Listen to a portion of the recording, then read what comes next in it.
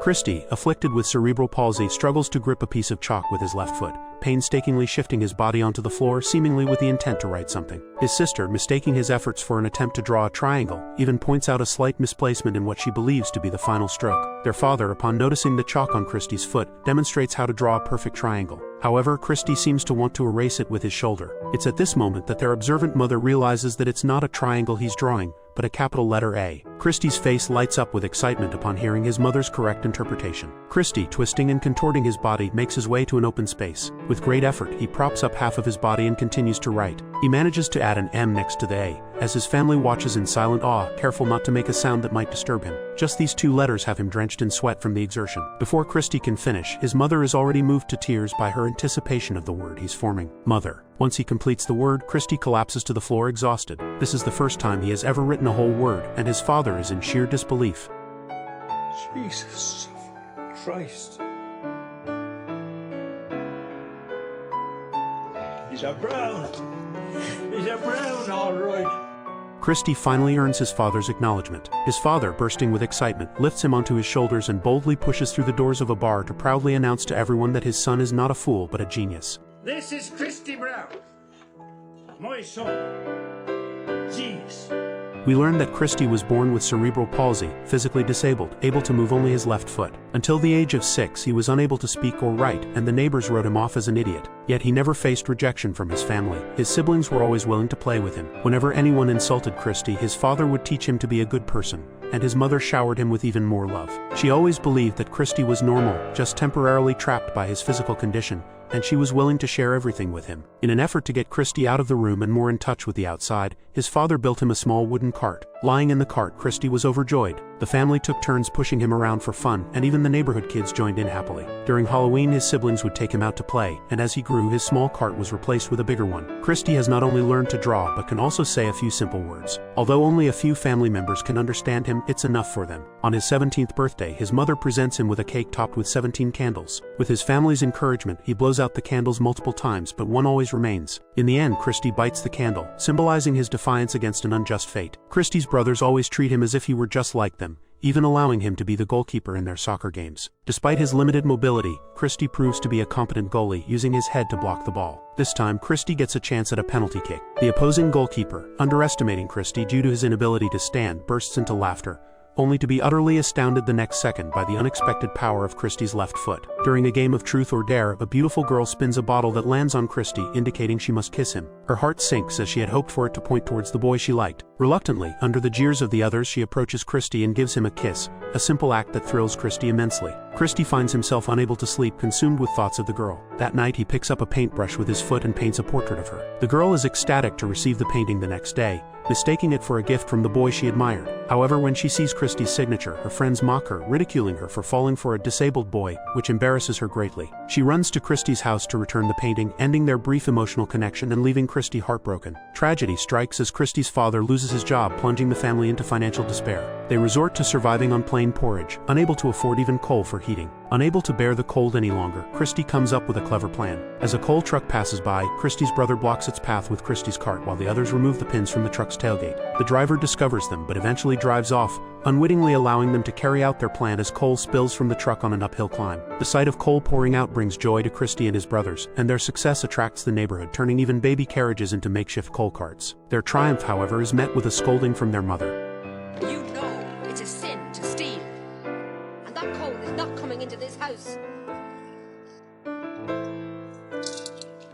Despite the reprimand, the family enjoys the warmth of their fireplace. Christy, unable to speak, signals to his brother, who then alerts their mother to a discovery in the fire.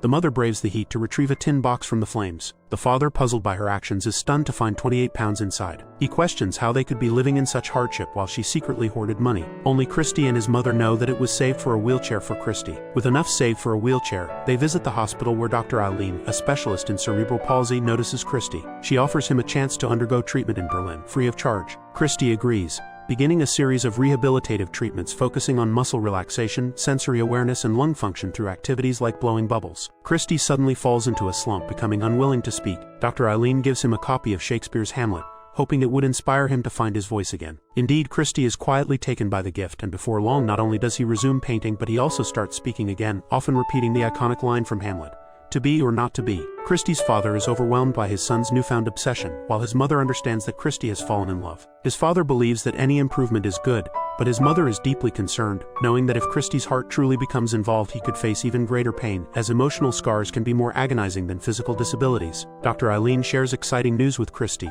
Her friend has offered to host an art exhibition for him, which elates him. However, his mother overhears and worries about the high hopes in Christy's voice. Upstairs, as Christy and Dr. Eileen discuss Hamlet, Christy criticizes the character for his indecision and delayed actions, while Dr. Eileen argues that taking any action is better than none. Christy seizes the moment to confess his feelings to Dr. Eileen, who responds that she likes him too, though it's clear they mean it in different ways. Shortly after, Dr. Eileen leaves. The art exhibition is held, and Peter, Dr. Eileen's fiancé, conducts the opening ceremony. He states that calling Christy a great disabled artist does him a disservice, highlighting the success of the event. Christy, overjoyed, drinks excessively, worrying his mother. During the celebration, Christy makes a bold declaration of love to Dr. Eileen.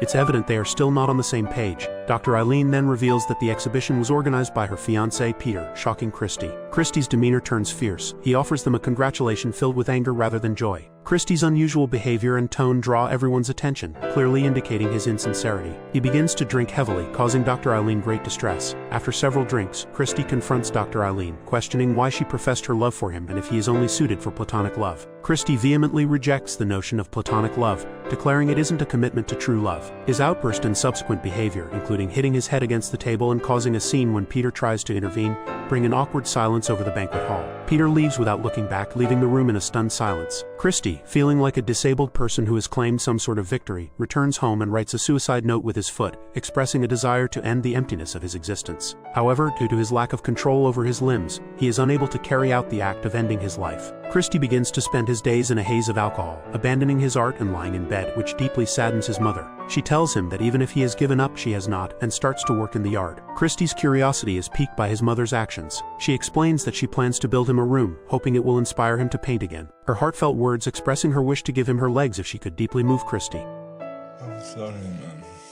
Christy assists by mixing mortar with his foot, which his mother then uses to build the walls. This project surprises both Christy's returning father and his brothers, as neither parent is experienced in construction.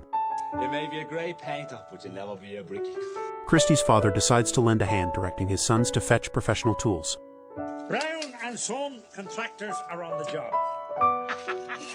The room starts to take shape, with a friendly competition emerging between father and son to see who can build faster. During a break, the mother secretly tells her children to let their father win. What? Who needs it?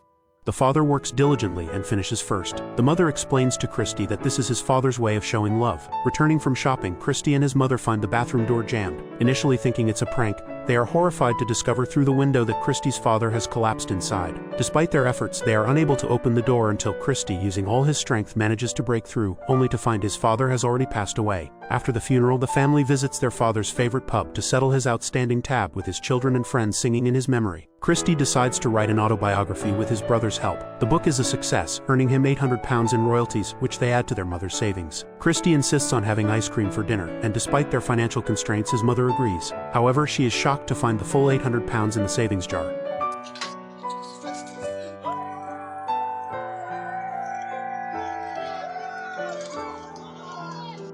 The mother is astounded by the amount, noting it's more than what their father earned in a year. She feels she can't accept the money, but Christy insists it belongs to her, crediting her for his success. As Christy's fame grows with more published books, Dr. Eileen reappears, inviting him to a charity event for disabled individuals. Christy happily accepts, and it's at this event that he meets Mary, his temporary caregiver. Mary learns about Christy's life through his autobiography and is deeply moved by his story. She admires his humor and talent and treats him as an equal. Struck by Mary's grace and understanding, Christy feels a renewed sense of affection. After the event, he uses his foot to present her with a rose, a gesture that leads to their eventual marriage.